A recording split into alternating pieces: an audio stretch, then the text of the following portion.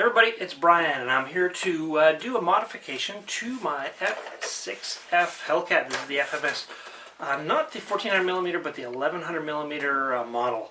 And this is a great flying airplane. I really enjoyed it, and the only thing is, it's got fixed landing gear, and you can take them off and hand launch it.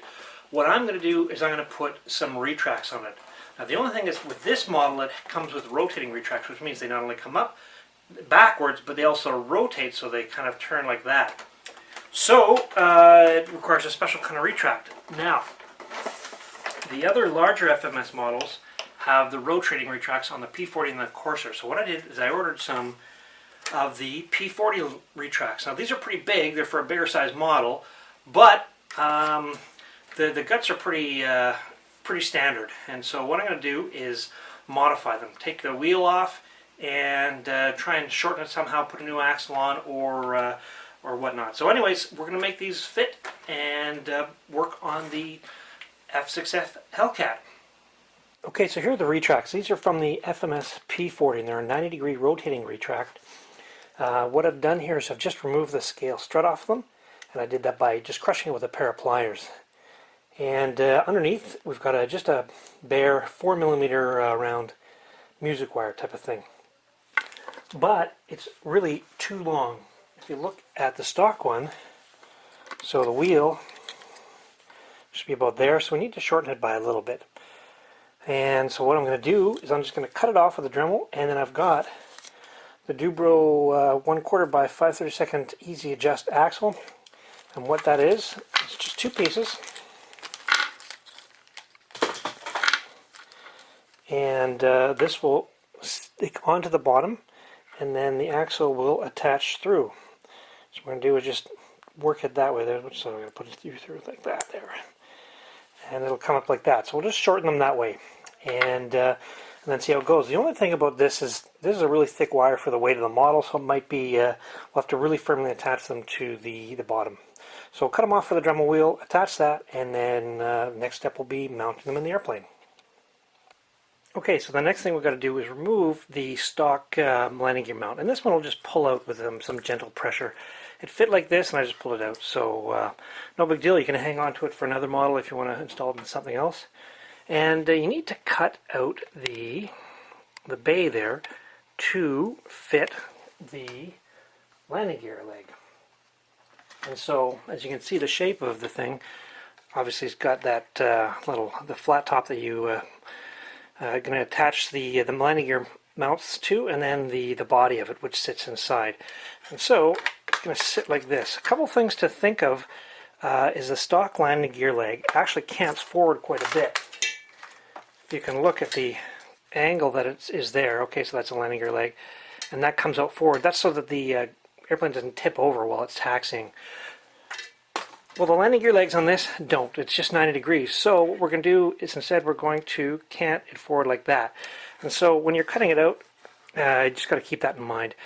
Now, with this one, you can see there's the line where the servo wire goes. That's going to be the very back. And then the very front is going to be a little bit more forward of where the stock landing gear mount was. So here's where this sat. And you have to cut about a, whatever that is, 8 mils or something like that forward of where that stock landing gear was. And it'll fit right in there. And so you have to cut it out, first of all, to fit by itself. And then you're going to have to put in some plywood mounts. So I made these to fit underneath here. So they'll sit like that, one on each side, and then this will fit in on top. As you can see, there's a bit of a notch. I don't know if you can see there's a bit of a bump there. So it has to fit like that. And I think I've got it backwards from this one here. Like that. And there's a bit of trailing out the back. That's just for a bit of extra stability and mounting surface. And so that's, whatever. It doesn't have to be any particular length, but just however you cut it. So these will fit in here like this. And as you can see, there's a bit of an angle going forward. And that'll just help cant the gear leg forward so that you don't tip over on the ground. Once you've done that, the next thing you need to do is install them. Now what I've done here, I've screwed those legs in, and I've protected the the body here with some saran wrap. Why have I done that? Because I want to glue these in, but I don't want to glue the body in. So essentially wrap the body in saran wrap, then screw in the on the gear legs, and you can just add some glue and then just plunk them in like that, and then you can glue it in place. If you look at this, okay, I've got the hole back here, and the gear leg is actually sticking out up over the top of the wing. It's not going to be flush when the gear is down, and that's just because of the cant that you need to have them forward. That's just the nature of the beast here. We're not going to go for super scale looks, we're going for a cool factor. So the type of glue I'm going to use to glue this into place is Gorilla Glue. And you can use any kind of whatever polypropylene or whatever glue is, and polyurethane glue, sorry. And the reason I use that is because it expands into the foam.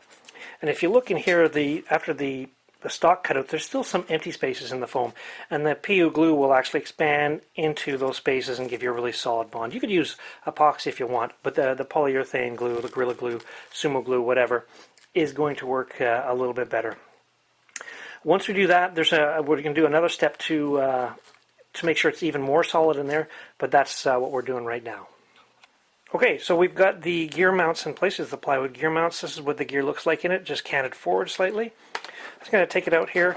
They're just glued right in place right now with the Gorilla Glue. But what I'm going to do now is I'm going to drill some holes in here and put some toothpicks and Gorilla Glue those into place as well. And that'll just put them in a little bit more solid, just for those hard landings.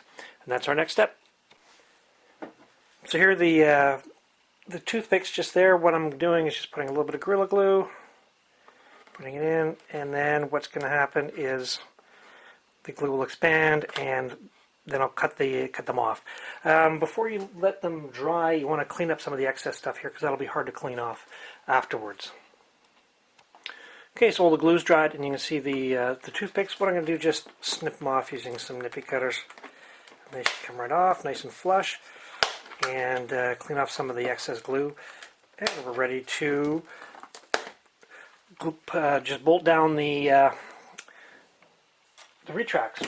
Now, a couple things we need to do to finish up.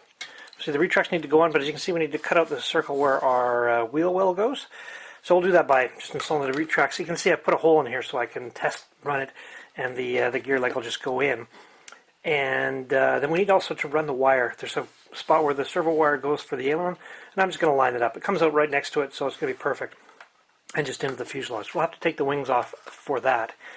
And then we'll also mount the gear leg on, the gear covers, and we'll just take those off of the stock ones, detach them, and I'll figure out how I want to do that shortly. Okay, so here they are, just in place, and we're going to just give them a little test run with a servo tester. Pretty cool, eh? So let's bolt them in and color in some of the white and the plywood with some Sharpie marker, and we should be ready to go. And like I mentioned, I'm going to run the servo wires in the grooves where the aileron servo wire is already, and this is just finishing up. Okay, so this is the final product here. We've got the gear all installed, colored in the light spots with a bit of Sharpie marker, installed the gear doors from the original, just snipped them off from where they were attached with the screws that left little holes that I got to apply some zip ties to hold those in place. And then, yeah, pretty straightforward. The operation is pretty nice. As you can see, they're pretty flush. There's a little bit showing there, so they stick down a little bit from the bottom of the wing. But you know what? For the cool factor that I was looking for, I'm pretty happy with how it turned out. A couple points.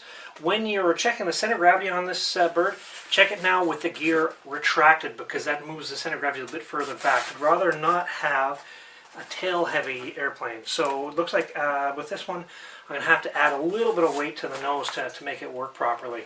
And this would also be a good time to install a larger engine if you want to, or a larger motor if you want to have a more power to carry the extra weight around. So nice little modification, and yeah, I'm pretty happy with how it turns out. Thanks for watching, and please rate and subscribe.